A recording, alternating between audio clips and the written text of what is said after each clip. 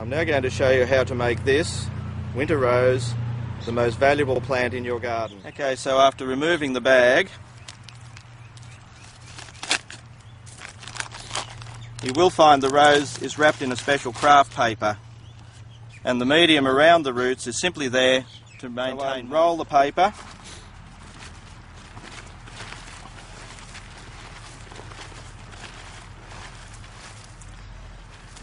Now you may find some new young exposed roots starting. In this case there's none, but you must remove all this material from around the roots.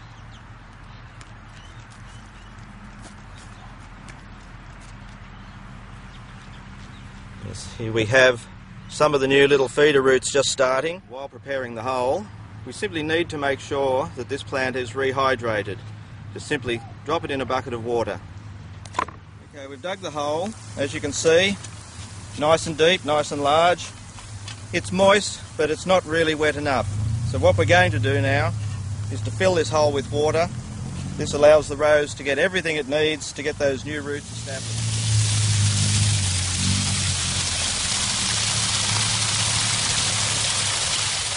We'll now take the water away and we'll wait for this water to drain. Almost there. By applying water like this, we're making sure that all the area the roots are going to grow in is fully wetted, but we are going to use a lot more water once the rose plant. But I think we're a little bit deep here, so we need to check that depth. Very simple. Use your shovel or spade. And yes, I can see that the crown of this rose will be below ground level, and that is not correct. It should be sitting just above. Okay, so now we're ready to plant. Our rose has been soaking in the bucket of water for at least an hour. The next step is to simply take a little bit of our mix and make a small mound just in the centre of the hole. Now the reason we do that is to simply spread these roots over that, and what we're doing is helping to prevent an air pocket underneath those roots. We're now going to fill the rest of the hole back up to the top. We're actually going to make this into a slurry. The reason we do this is to prevent any dry patches or any air pockets that may still exist around the roots. Now the last thing we need to do is simply to fill in the rest of the hole,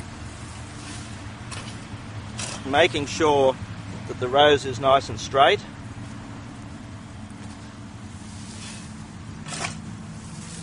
And that the bud union is above the ground level. We will add more water to wet this last fill.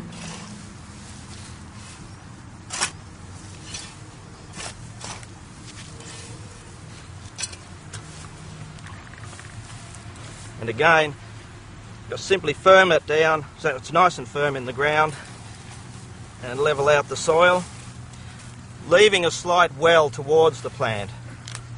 This will allow watering over the next few months to go to that root system. Finish the watering, and again that well will help direct the water to where it's needed, and we'll end up with this final slurry.